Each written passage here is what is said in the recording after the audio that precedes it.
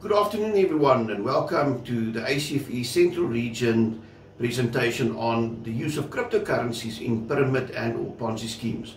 Mirror Trading International MTI as a case study. We welcome our ACFE members and non-members, and we hope that you will take something away from this presentation this afternoon. So in essence, there are two parts to it. First is our cryptocurrencies, and then the latter part, the pyramid and Ponzi schemes. So let's just look at some definitions and some interesting facts about cryptocurrencies before we launch into the full presentation. Now, just to refresh your memories, a pyramid scheme is a fraudulent system of making money based on recruiting ever-increasing number of investors. The initial promoters recruit investors, which on their part must then recruit some more and new investors. There is normally a promise of a big return, and sometimes there are some products or services involved in order to give it a veneer of legitimacy. A Ponzi scheme is a fraudulent investing scam which generates returns for earlier investors with money taken from later investors. So it's very similar to a pyramid scheme in that both are based on using new investors' funds to pay older investor funds. And you need to keep on drawing new investors and new people into the scheme to make it sustainable. We all know that mathematically it is impossible to keep on adding enough numbers to pay the ever-growing people within the scheme/scam. Alright, so let's have some fun facts about cryptocurrency and Bitcoin, so we can show that we do have a sense of humor.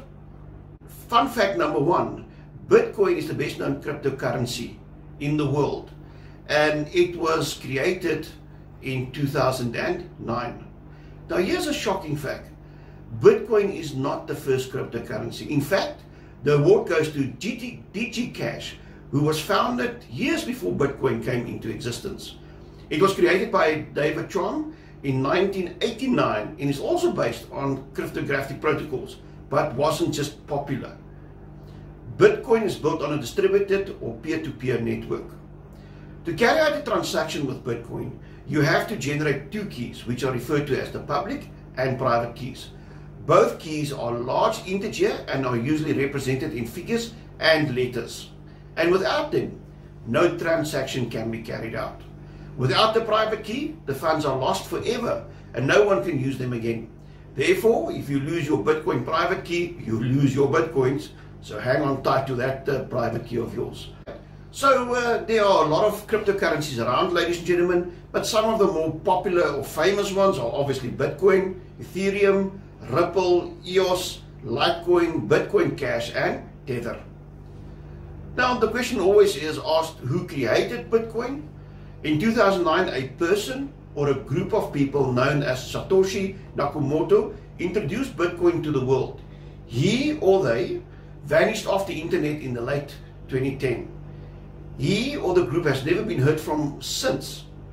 Just as his identity is shrouded in mystery, nobody really knows if he even is alive or dead. The only communication people had with him or them was through emails and forums. Further delving into the subject matter of who the founder actually was leads us to even more mysteries, as the name is Japanese in origin. The Japanese name roughly translates into Satoshi, which says clear thinking, quick-witted, and wise. Naka means inside or relationship. Moto, the foundation. Now some conspiracy theorists even believe that Bitcoin was created by four big tech giants and that the name was derived from the first two letters of the name of the first company and the first four letters of the remaining three companies. They include Samsung, which gives us the S and the A, Toshiba, which gives us the T-O-S-H-I, Nakamichi, which gives us the Naka, and then Motorola, which gives us the Moto. His or their Bitcoin wallet holds around 980,000 Bitcoins, which is worth a whopping $54 billion US today, which makes him or them one of the richest people on the planet.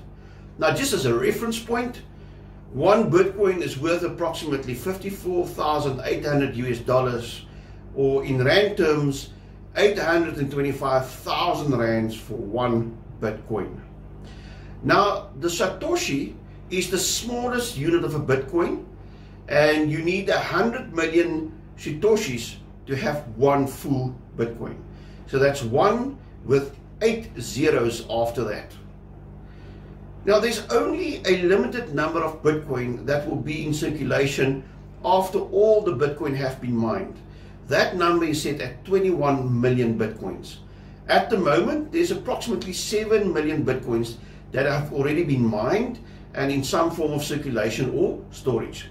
So that equates to roughly 80% of all Bitcoin have been mined. But don't worry, the last Bitcoin will only be mined around 2040. This is because miners are rewarded for the Bitcoin that they mine. And what miners get paid is 2.5 Bitcoin for every block that they add to the blockchain. Now this amount halved in 2020, and miners now only get 6.25 Bitcoins for every block that they add to the blockchain. Now people say Bitcoin is untraceable. It is and it is not. Why do I say that? Because when you create a wallet, you do not have to give your full information. It is not regulated. So if you go to your bank, you have to FICA, and that means you have to give proof of your identity, proof of residence, and so forth. But anybody can open a cryptocurrency wallet and limit the information that they use. I can use an email address, I can use my pet's name as reference, and it makes it very difficult to trace. But Bitcoin works on blockchain, and blockchain is a permanent ledger which is very transparent. If you have somebody's Bitcoin address, you can see how many Bitcoins they hold and what transactions they have done. If users want to hide their identity from public, they can then obviously mask their IP address using a VPN or a service like BitMixer. So therefore, ladies and gentlemen, you can make it difficult to trace Bitcoin, but it's not always impossible. Now, Bitcoin, like any form of money or currency, can be lost. All of us have lost change or notes sometimes. The same with Bitcoin. I've said earlier that if you lose your private key, you'll lose your Bitcoin, and that's very true. James Howell, an IT guy, lost 7,500 Bitcoins, which is approximately 411 million US dollars today, in November 2013.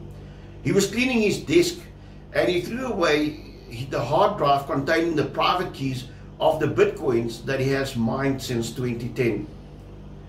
So the value of Bitcoin, ladies and gentlemen, at the beginning of 2010 was worth 0.0015 US cents, and at the end of that year it was worth 31 US cents. It meant that Bitcoin grew with a whopping 20,566% in value. At the end of 2011, a Bitcoin was worth $6.18, which was an increase in value of approximately 1,893%. At the end of 2012, it was worth $13.44. That was a 170% growth on the previous year. Then in 2013, it was worth $751 at the end of the year, which was a 5,487% growth. Then 2015, it closed at the value of $435 US dollars. That was a 52% growth on the previous year's closing value. 2016, it was $952 US dollars, which was 118% growth in value from year on year measured. And then at the close of 2017, its value was $2,586, which was 171% growth year on year, ladies and gentlemen. As I stated earlier, Bitcoin now is trading at $54,800, which shows that it keeps on growing in value. So therefore, ladies and gentlemen, you'll say, but this is a good asset. If you look at the growth, the lowest growth we've had was 52%. But if you have a look, ladies and gentlemen, in the table, you see that the year of 2014 is missing. That was the year that Bitcoin's price plummeted by a whopping 62%. Why? Because Mt. Gox was hacked in 2014. And after that, the price dropped from $751 to $285. Mt. Gox Bitcoin Exchange was based in Shibuya, Tokyo, Japan, and was launched in 2010. And at one point was handling about 3/4 of all Bitcoin transactions. In February 2014, it filed for bankruptcy after losing 850,000 Bitcoins in a hack, which would be worth today nearly $46.5 billion. The fear that blockchain could be compromised engulfed investors, obviously. But it was not the blockchain that was compromised at Mt. Gox. It was actually the platform and its fatal flaws that was exploited by hackers. So, in closing, what was the first ever recorded Bitcoin transaction that we are aware of? Well, if you remember, ladies and gentlemen, that Bitcoin was worth 0.0015 US cents in 2010. It was literally worthless. But on the 22nd of May 2010, somebody purchased something with Bitcoins. It was a big deal because no retailer was accepting Bitcoins at that time for goods and services. Therefore, the first ever recorded Bitcoin transaction was the purchase of 2 Papa John pizzas by Laszlo Hanzek for 10,000 Bitcoins on the 22nd of May 2010. At the time, the worth of 10,000 Bitcoin was approximately $41 US. A situation that will most likely be, had I known case today, owing to the current value of 1 Bitcoin. Today, that 10,000 Bitcoin is worth around $548 million US. Let me repeat that. $548 million US. Today, this transaction is tagged as the most expensive food order in history. The date of this transaction, this 22nd of May, is now termed Bitcoin Pizza Day and is celebrated by cryptocurrency enthusiasts around the world. Ladies and gentlemen, next is a short video.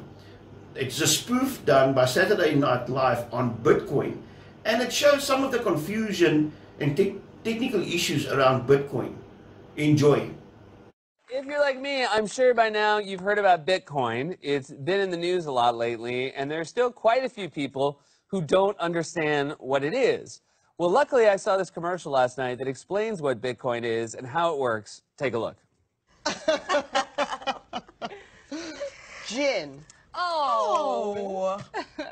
I love our little get-togethers. Well, you know what I don't love? What? Not knowing where to put my money for retirement. There are just too many options. 401ks, IRAs, savings. It's so confusing. Well, you know where I put my money? Where? Bitcoin. What's Bitcoin? Bitcoin is the first decentralized digital cryptocurrency that works without a central bank. Well, that sounds interesting. Yeah, and it's so simple to use. Transactions take place through the use of cryptography and are verified by network nodes and recorded in an immutable public distributed ledger called a blockchain. What could be simpler than that? Nothing. It sounds great. Right. So is it like investing in stocks? Kind of, but not at all. Well, I'm on board. Really? Because I have so many more questions. Not me. Where can I get one of these Bitcoins? Can I buy one at my local bank? Of course not. What a dumb question. Thought it was valid. No, it was dumb. Bitcoins aren't like regular currency. They're mined. In a physical mine, like gold? That's ridiculous. Bitcoins are mined on computers using the SHA-256 hashing algorithm, creating 12.5 Bitcoins per block. Uh-huh. That is until mid-2020. Uh-huh. And then afterwards, 6.25 Bitcoins per block for 4 years until the next halving. Wait, are we still talking about money? Cryptocurrency. This sounds so simple. Shut up, Margaret. There's no way you understood all of that. Okay. So how much do one of these Bitcoins cost? $17,000. $17,000? That's insane. Sounds like a bargain. Ugh. And how do you keep track of these things' values? Just check the internet. So far today, its value has gone up $1,000. Oh, and now it's down $800. And now it's up $500. Sounds like you can't lose. You absolutely can, Margaret. How do I buy Bitcoins? It's easy. Just go online and give them your credit card number. Give who your credit card number? Bitcoin. And then let the internet do what it does. What does it do exactly? It Bitcoins. Here's my credit card. No! So who started Bitcoin? We think it was Satoshi Nakamoto. Who is that? No one really knows. He sounds cute. Margaret, I swear to God. And Bitcoin is the only cryptocurrency I trust with my kids' college fund. That's smart investing. That's bat crazy. Oh, now it's down to $3. Easy come, easy go.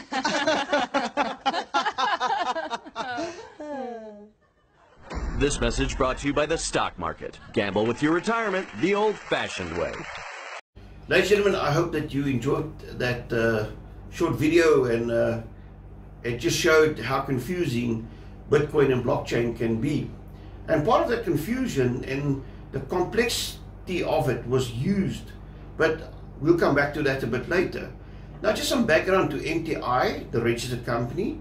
It was registered on the 30th of April 2019. The company's name initially was K2019205570 and was registered in South Africa. On the 2nd of May 2019, the name was changed to Mirror Trading International Pty Limited. It had two directors, CJ Steinberg and FC Rademan. Now, FC Rademan resigned on the 16th of May 2020. There were three addresses that was linked to MTI.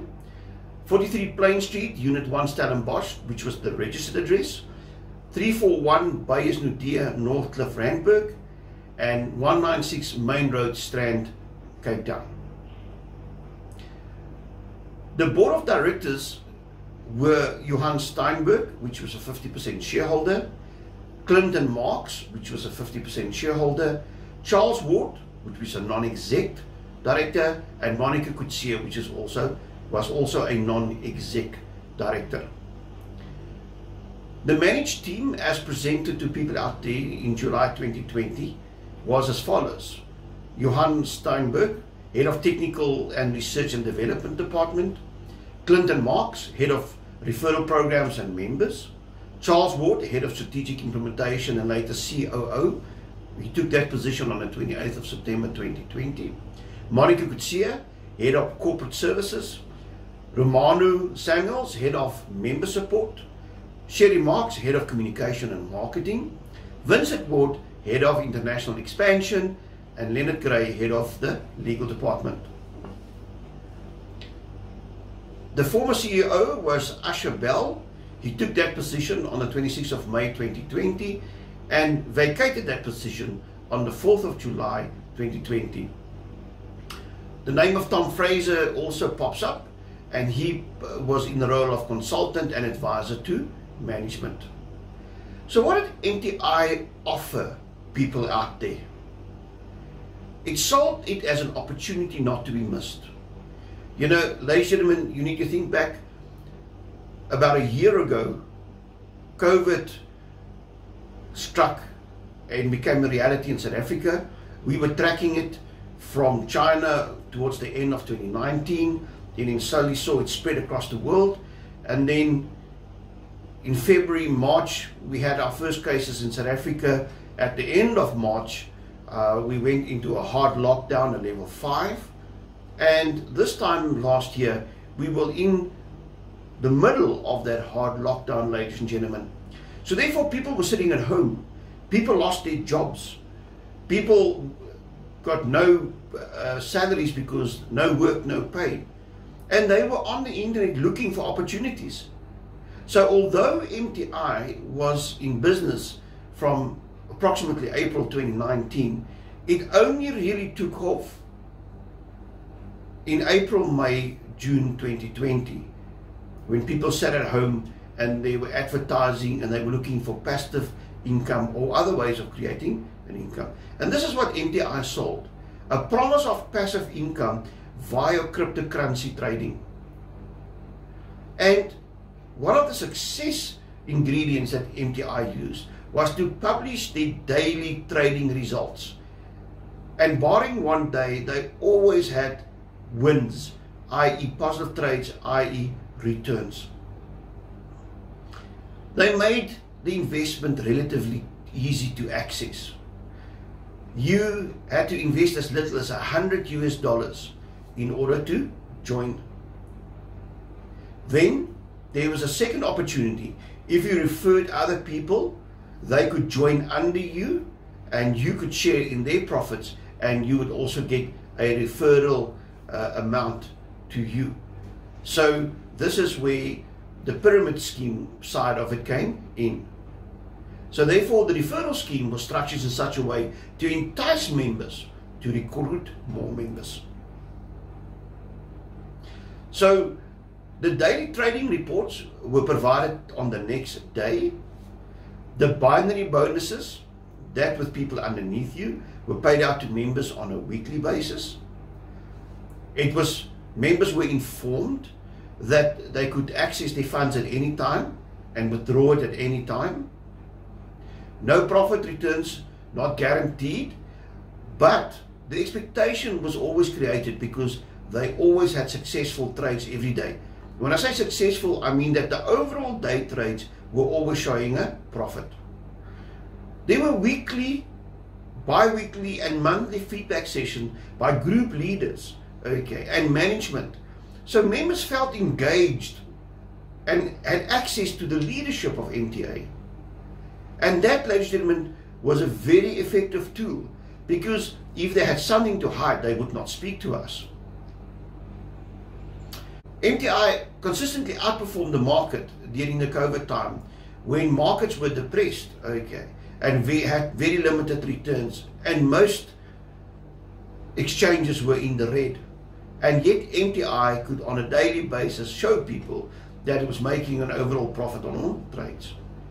Obviously, when you do so well, in inverted commas, you attract attention, and when people started asking questions, MTI management team made this out that people and the informal financial sector were just being jealous of their success and growth.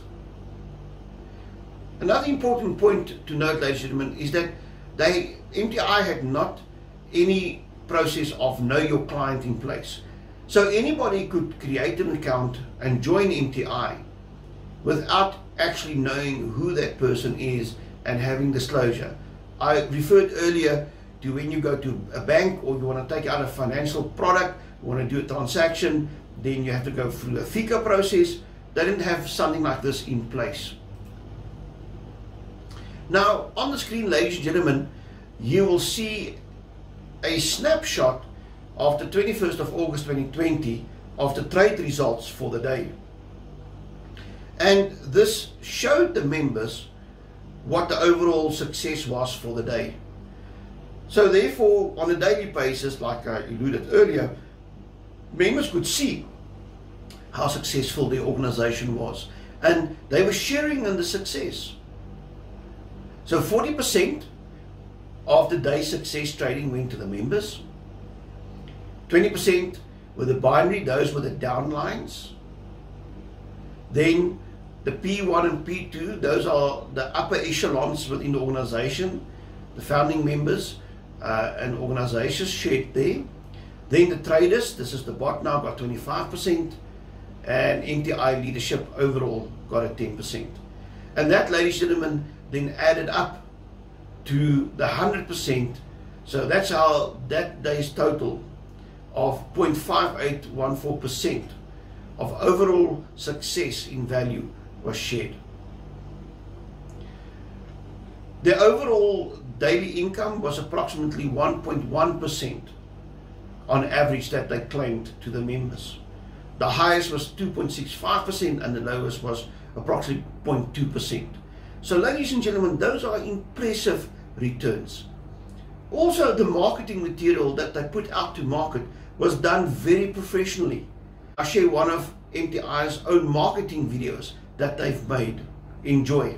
Murray Trading International is a fast-growing opportunity to help you to grow your Bitcoin and make it work for you. instead of leaving it in your wallet where it will do nothing. When you register with Mirror Trading International, you can join with a minimum of $100 worth of Bitcoin, which will go into a trading pool. From there it is traded on your behalf, so no trading knowledge is necessary at all. Each day, from Monday to Friday, trades are opened and closed, and you will receive a trading statement the following day, detailing the trades and the profit made. Our historic results show an impressive average daily profit of 0.5%. And however impressive this may be, this is no guarantee of future results. Once your Bitcoin is received in your MTI account, your Bitcoin forms part of the total trading pool. Then, you can sit back, relax, and watch your Bitcoin grow daily. MTI offers an optional referral program where the company rewards members for marketing the opportunity. Should you wish to choose to refer anyone to MTI, you will receive a 10% referral bonus. Now, if you'd like to build a team, you can earn additional bonuses from the company based on the traditional binary system. You will need to refer at least 2 people, one on the left and one on the right, and to qualify for the weekly binary bonus, you will need to have a minimum of $200 worth of Bitcoin in your own trading pool account. As soon as these criteria are in place, you will start to earn binary bonuses every single Saturday. Binary bonuses are paid on the volume invested in your weaker leg. It doesn't rely on the number of people, but rather on how much Bitcoin each member has in their trading pool. Now imagine as your team grows and the amount of Bitcoin in each leg increases, so too will your weekly binary bonus increase. Please remember that Mirror Trading International is a registered company, and like any business, if there are no profits, there can be no bonuses for that week. The trading profits are divided amongst the members, company, trader, and the binary and leadership bonuses every week. MTI is a real opportunity, and it is already starting to change lives. Every day we hear how people are now able to pay all their monthly expenses on time, pay school fees, make purchases they have only dreamed of before, booking holidays, etc. Withdrawal requests are processed within 48 hours, so long as they are not over the weekend. However, withdrawals are done over a weekend and they will take a little bit longer. You too can start the benefit from this marvelous opportunity. Remember, your trading pool balance will fluctuate with the changing Bitcoin price, but your Bitcoin will be growing. And when the price of Bitcoin rises, you will be perfectly placed to take full advantage of it. Videos on all the aspects of the business are available on how to register your MTI account, how to fund your MTI account, team structuring, withdrawals, and so much more. So if we have a look at that marketing video, ladies and gentlemen, there's certain things that stand out. One, it's very polished and professional, and it fits in very well with any social media campaign. So it feels professional, it looks professional, it brings across the message very clearly.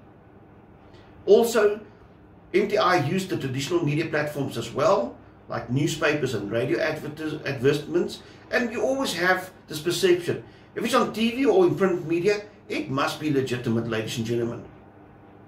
They were also invited guest speakers on radio shows and business talk shows. You had members giving their personal testimonials.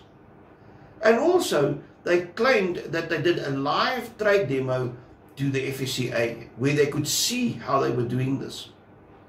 So all of this, ladies and gentlemen, is that you have an organization that has a very professional look and feel to it, in the interaction with their members, and also to potential new members.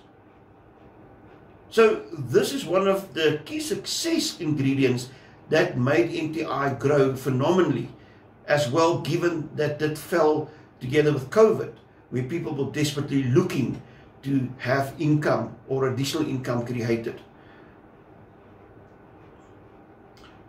So MTI didn't require you, ladies and gentlemen, to actively go out there and recruit new members. But as you've seen in the video, they said that if you have 2 tiers, a left and a right, you could then earn additional bonuses and income. And you know, ladies and gentlemen, when people stand around the braai or they sit at a social event and they talk, inevitably you talk about what you're doing, and you can imagine people sitting around a braai or social event saying, you know, I've invested in MTI, they having daily positive trades, I get my payouts on a weekly basis, they're so successful that people want to be part of success.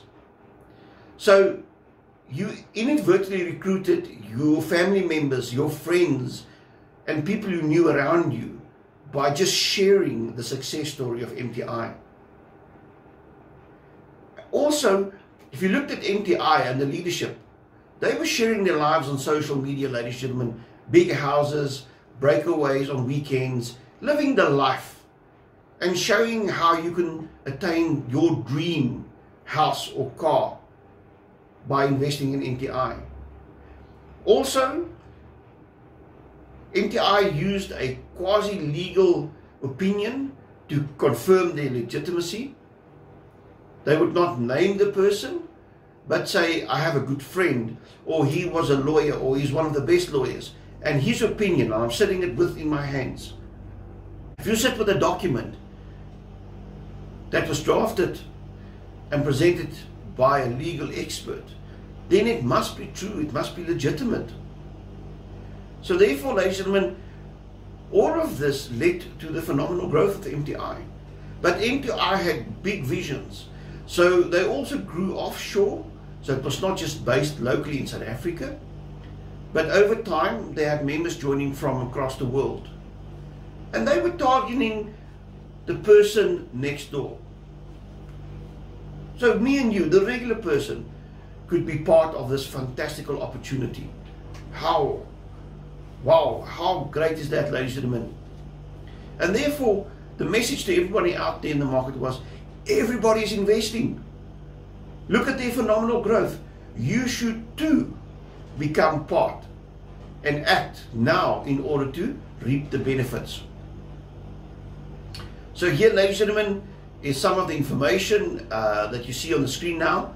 They claim to have had over 260,000 members across the globe in 202 countries, and you'll see there that the launch date is confirmed in April 2019. And they're very proud. They say that they have a 99% retention rate of its investors and members. Now that, ladies and gentlemen, is phenomenal. Who doesn't want to be part of such a success story?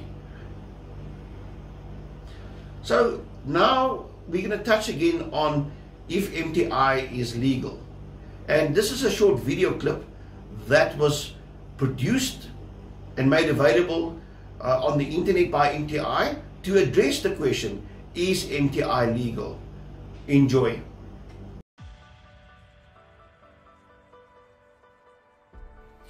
Hi everyone, Sherry here. I wanted to do a little video regarding the legality of Mirror Trading International. I get a lot of questions from people coming to me asking me about FSB registration. They're asking me about DSA association. They're asking me about regulations regarding Bitcoin. And obviously I get that question about, is Mirror Trading International a pyramid scheme or a Ponzi scheme all the time. So I wanted to quickly share with you guys something that I've taken the initiative to get done. I've got a friend who is one of the greatest legal minds in South Africa. He studied law at UKZN in Natal with me, one of the top students there, and he's currently practicing in Port Elizabeth. And I asked him to write me an opinion on network marketing in South Africa and on FSB regulations. And I think what he has come up with is absolutely amazing, and it gives me such pleasure to share this with you guys, because I think for far too long network marketing has been shaved as one of these pyramid schemes, doesn't matter what it looks like. Everybody seems to think that anything that has a recruiting function or a referral function is a pyramid scheme. It's not. Guys, when you're asking questions like that and you don't actually know what you're talking about, you look a little silly, I must be honest. So my suggestion is that you go and do some research on what pyramid schemes are, and you're going to find the following. The legislation that regulates network marketing in South Africa is the Consumer Protection Act. Now, the Consumer Protection Act 68 of 2008 is very clear about what constitutes illegal network marketing companies.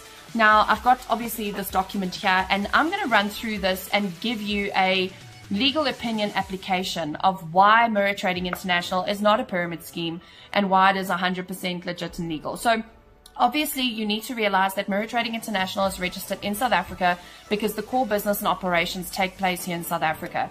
Yes, we've got members all across the world, but remember, the business operations happens in South Africa. That's why we comply with South African regulations. So just to let everybody know.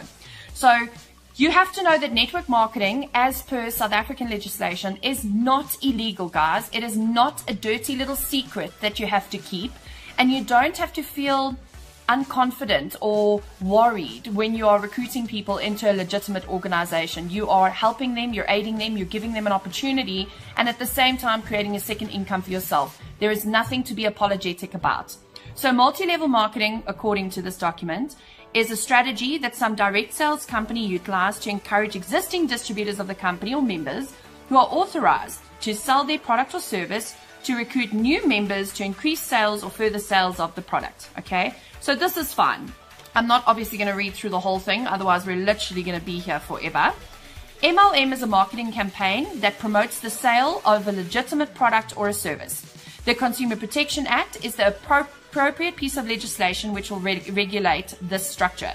If the financial scheme does not fall within the ambit of the MLM campaign and has the hallmarks of an investment scheme, it must comply with the pertinent legislation as of the Collective Investment Schemes Control Act 45 of 2002. So, if your company does not have a service attached to it or a product attached to it, then you've got a problem. If it's investment in fiat, in other words, investment in cash, in rand, in dollar, in the yen, in euro, or the pound, then you are regulated by the Collective Investment Scheme Control Act 45 of 2002. So this to me was very interesting because a lot of people seem to think that MTI is an investment company. It actually provides a service to you where trades get done on your behalf. Okay, so you are not doing the trading. MTI is not doing the trading. They are only providing you the service and the access to trade with Bitcoin as a base currency. So let's quickly deal with this FSB registration. The FSB, by its own regulations, deal with fiat currency. And our government here in South Africa doesn't recognize Bitcoin as legal tender. So they don't see it as money. It's an asset, so to speak. Even when you pay tax, you don't pay income tax, you pay capital gains tax. So it's almost the same as property, right? So the FSB is not a regulating body for any Bitcoin companies, guys. That's why MTI does not need to be registered with the FSB, because firstly, we're not giving financial advice, and secondly, our base currency is Bitcoin, and they don't recognize that as a currency. They recognize it as an asset. So I quickly wanted to, I'm not going to go through all of this, but the definitions is what got me really excited. So Section 43 of the Consumer Protection Act goes on further to discuss schemes which have the nature of being network marketing companies, but they might actually only be the following. Number one is multiplication schemes, pyramid schemes, and chain letter schemes. Now, these three schemes are illegal, and the Act then goes out to really set out what these schemes look like. And when you read them, it's actually very interesting, okay? So when you look at the first one, let me just double check that, which is the multiplication scheme. In terms of Section 43(3) of the Consumer Protection Act, a multiplication scheme exists when a person offers or promises a guaranteed investor or participation amount of return, effective annual interest rate as calculated in the prescribed manner that is at least 20% above the repo rate. Okay?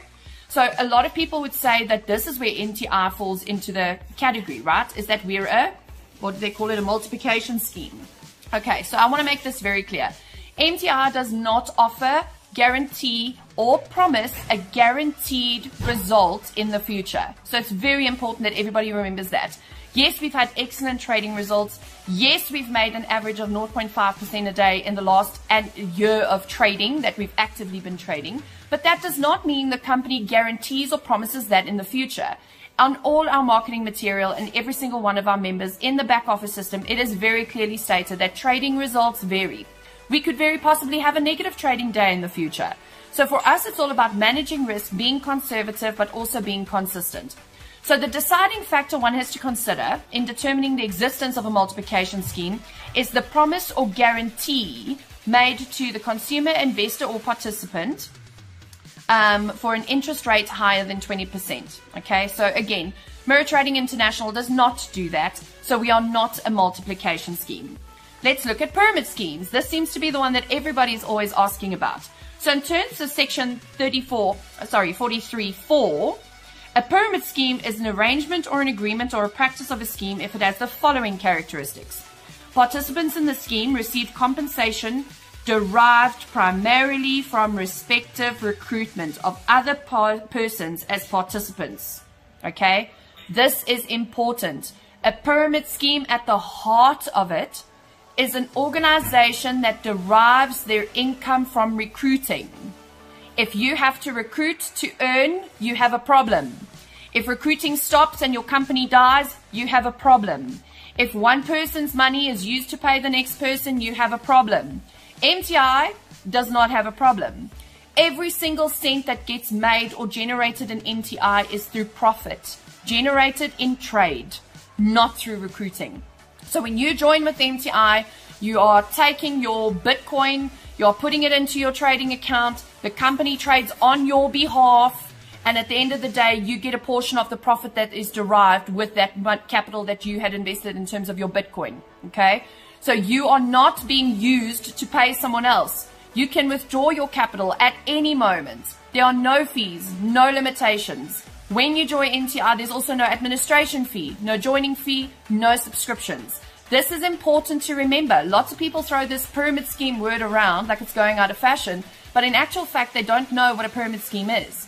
A pyramid scheme is where you are recruiting to keep the company alive. If 0 new members join MTI, we will still be making money because we are trading every single day. You get a full transaction statement every day of what gets done on your account, a transaction ID, a timestamp. You can go and double check every single trade that was done on your account. MTI is quite clearly not a pyramid scheme. Now, the last one is what they call a, let me just not lose this page. A chain letter scheme. Section 43.5, a chain letter scheme is an arrangement, agreement, practice, or scheme if it has the following characteristics. It has various levels of participation. So as you sign up, you're buying different packages, okay? Existing participants canvass and recruit new participants. So again, the focus is recruiting.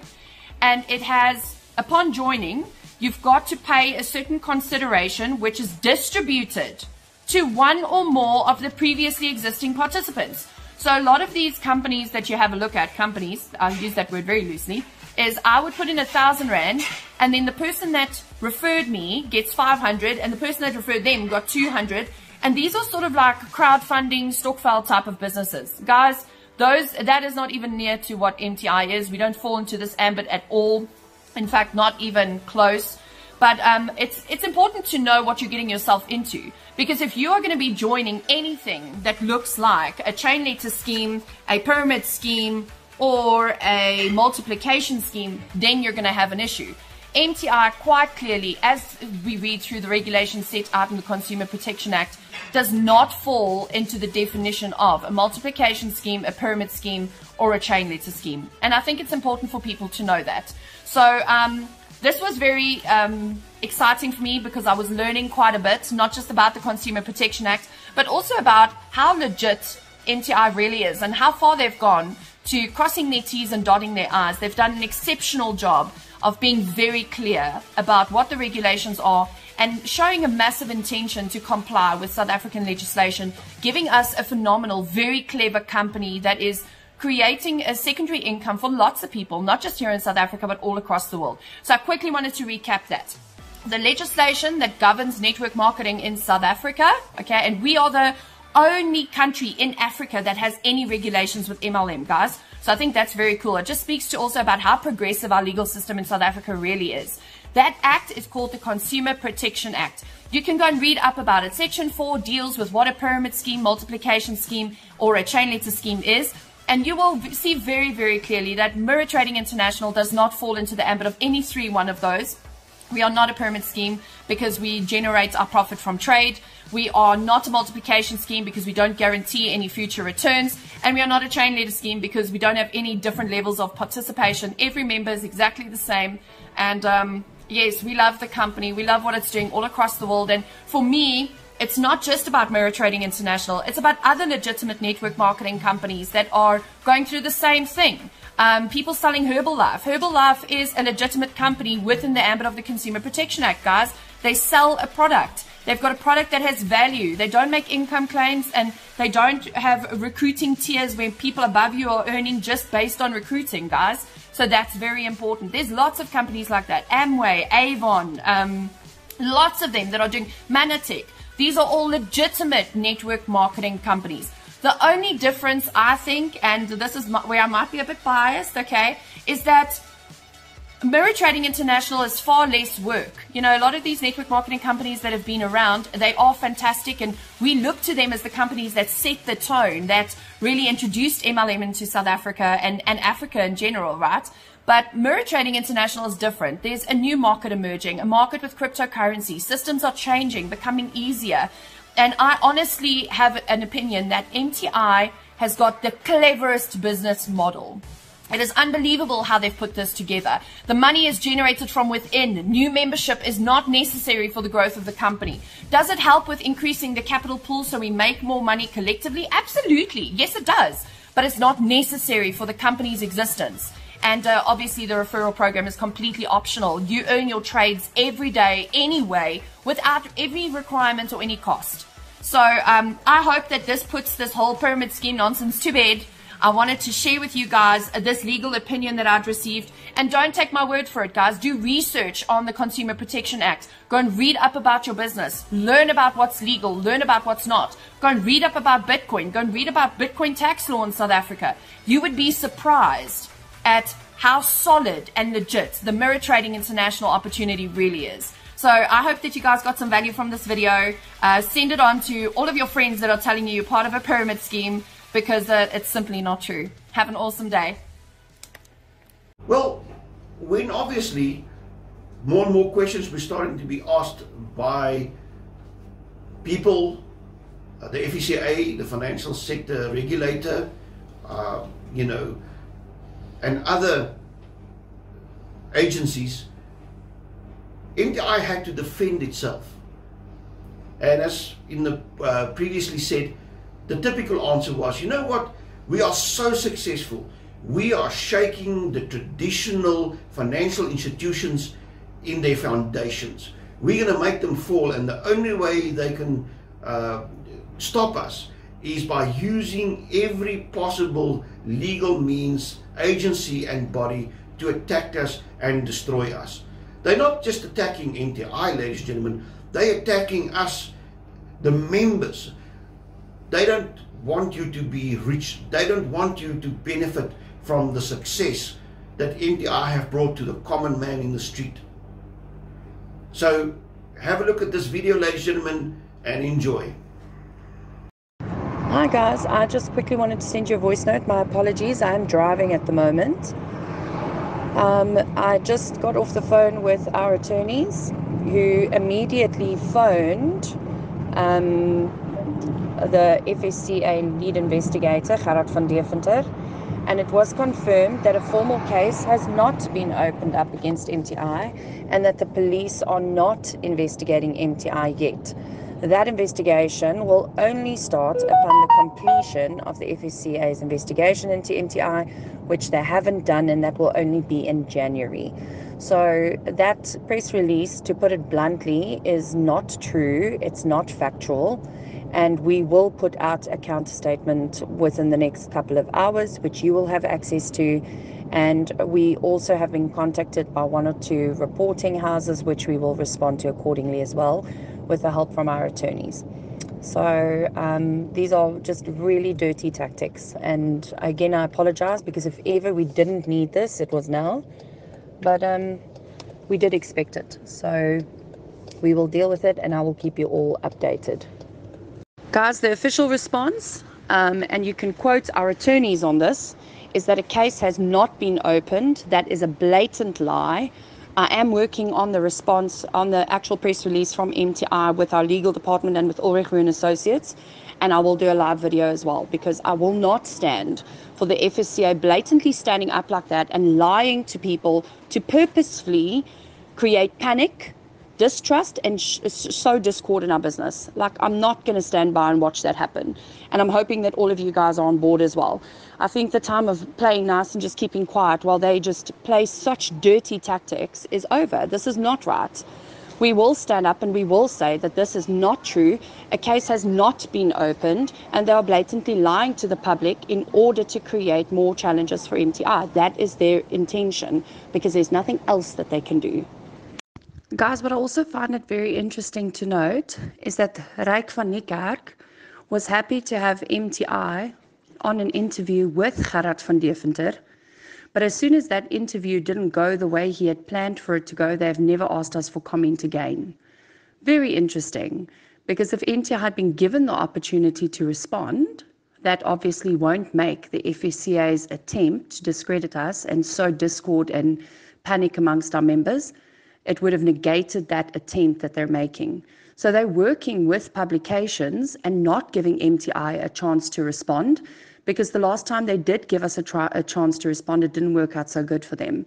So now they're just shutting us out and running an autocratic dictatorship in the media, and the intention is to create panic. That's what they're bargaining on.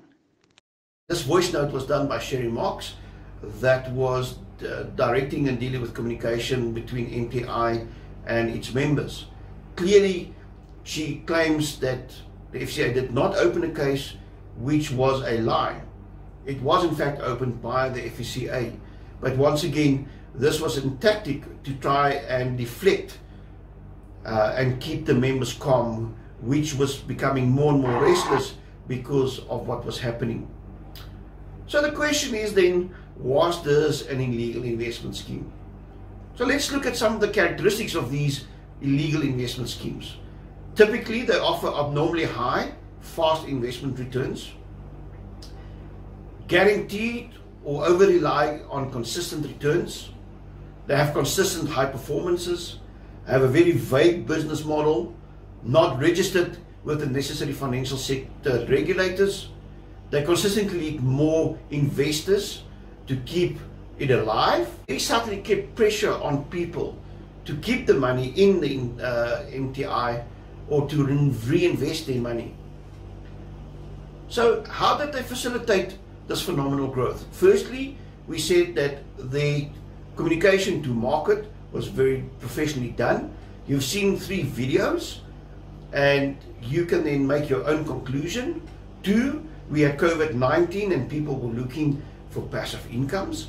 3, they had consistent high returns and paid out.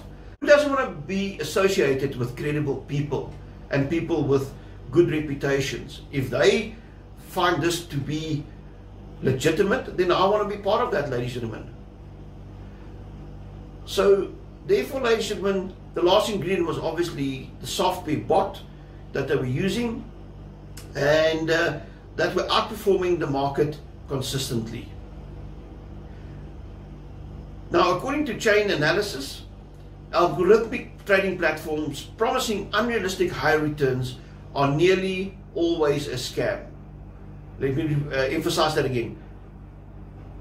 Algorithmic trading platforms promising unrealistic high returns are always nearly a scam. Bottom line, if it sounds too good to be true, then it probably is. Do your due diligence. Members simply chose to believe MTI and not heed the warnings concerning that. Now, we spoke earlier about the back office. It was called My MTI Club. It was a members database, ladies and gentlemen, where people could register their accounts. It would have a name and an email. Office we referred to earlier, it was a members database, and all the members had to do was register on it. You needed a name and an email address. There was not no know your client or a FICA process in place. You could use any name and any email address. It showed your account, which was expressed in Bitcoin, and on a daily basis it would get updated to show your portion of the profits, the binary portions, and any other bonuses. What was reflected on those statements was what was told to the members and not actual performance, ladies and gentlemen.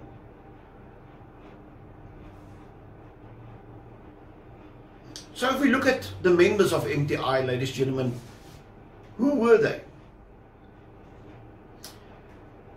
There were people that invested the minimum amount, the $100 equivalent of Bitcoin, and there were some members that invested as much as 2,000 Bitcoin. Their members came from all walks of life. from the people next to you in church, housewife, miners, professional persons such as doctors and attorneys, even members of SAPS, and we found a bank risk officer also being an investor.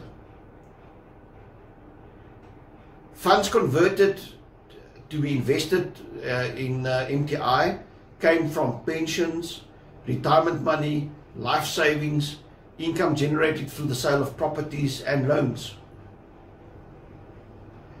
Slightly more than 60% of the members indicated their country of residence to be of South Africa. Of some concern that we noted was that some of the members in MTI were actually investment brokers and even short-term insurance brokers. Now you could share our concern, ladies and gentlemen. These are people that give people investment advice. The question is, did they promote MTI? Very interesting question. Some of these members appear to be investing on behalf of multiple other persons, which should also be of concern. So the question is, who gave them that advice? What were their risk appetite? Now, investment brokers should not be investing client funds in Bitcoin schemes, which purports to generate returns on investment. Because Bitcoin, ladies and gentlemen, is classified as a very high risk asset. Let me emphasize that. Very, very high risk investment. Once again, investment by association. If a well-known person or a credible person invests in MTI, then it must be safe. And therefore, we believe that this was one of the things that encouraged people to invest in MTI. And also the last point, ladies and gentlemen, is the power of groupthink. If everybody says and believes this is a good investment opportunity, then it must. And that, ladies and gentlemen, is incredibly dangerous. Here is a funny little clip on groupthink and investors blaming each other after the crash of MTI. Enjoy. Why did you even rope me into this? Because he roped me into this. Well, him over there, he roped me into this. Well, he roped me into this. Well, what about me? He roped me into this. Well, that one over there roped me into this. Well, he roped me into this. Ladies and gentlemen, what loopholes was exploited by MTI? Firstly, there was no formal know your client or FICA process in place. So therefore, you could be anybody and any identity on the system. People were encouraged to obviously do multi-level marketing. They were encouraged by the binary structure bonuses that was paid out. So the more people you could bring in underneath you, the more lucrative that would become. Remember, up to 20% of the daily trade, that's now the profit in inverted commas, was allocated to with people with structures beneath them, as well as there were referral bonuses. So if you take multiple accounts investing in on behalf of others, it is clear that there couldn't have been 260,000 members in MTI as was claimed in November 2020. But still a significant amount of people that was involved. On the screen, ladies and gentlemen, you'll see the top structure, and you'll see in red and blue where there's multiple people with multiples underneath them. But it gives you an idea, and this is typically, ladies and gentlemen, a pyramid structure.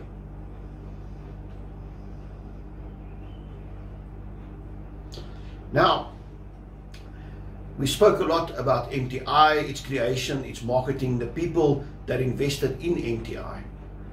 So now we talk about the investigation part, following the Bitcoin. So we have a situation where a member of MTI had to open a wallet, buy at least $100 worth of Bitcoin, and then that Bitcoin was transferred to a wallet of MTI. So you have a situation of many wallets consolidating to a single wallet that was split out again when there were payments made. Now you can imagine, ladies and gentlemen, the sheer volume of transactions, the sheer volume of wallets that are involved. and in its most basic form, to do a flow of funds is quite a gigantic exercise. Use blockchain transaction ledger that allows us for the tracking of Bitcoins as it flows from wallet to wallet. There's no single piece of software out there, ladies and gentlemen, that is specifically designed to do such a massive flow of funds between wallets. Remember also, ladies and gentlemen, that wallets don't have full information. The name or an email address or a number in there could be randomly generated. So therefore you do not know the real identity of that wallet. Building the identities of these wallets will include looking at various open source information, but also sometimes digging into the dark web to get information. Blockchain analyst firm Chainalysis named Mirror Trading International the biggest crypto scam of 2020. And surely, ladies and gentlemen, this won't be the last crypto scam. The numbers about cryptocurrency scams, ladies and gentlemen, varies greatly, but as much as 400,000 crypto scams was identified in the last few years, which is a scary number. Trading and investing in cryptocurrencies need to be therefore regulated to limit scam activity.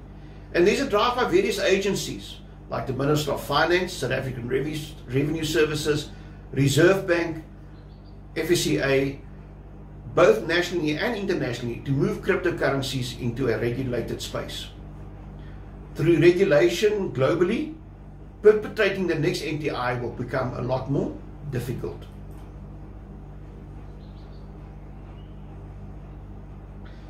Thank you very much for your time, ladies and gentlemen. I hope that you found some useful information in the presentation. We hope that once the MTI, both on the civil and criminal investigations and processes have been concluded, that we can share a bit more information. I want to thank my team that was part of the investigation at FSCA and the FSCA team for the help and support, and hope that we can make the public more aware and educate them on what the opportunities but also the risks are. I wish to thank ACFE Central Region for the opportunity to have presented this, and I wish our members everything of the best and stay safe during this pandemic.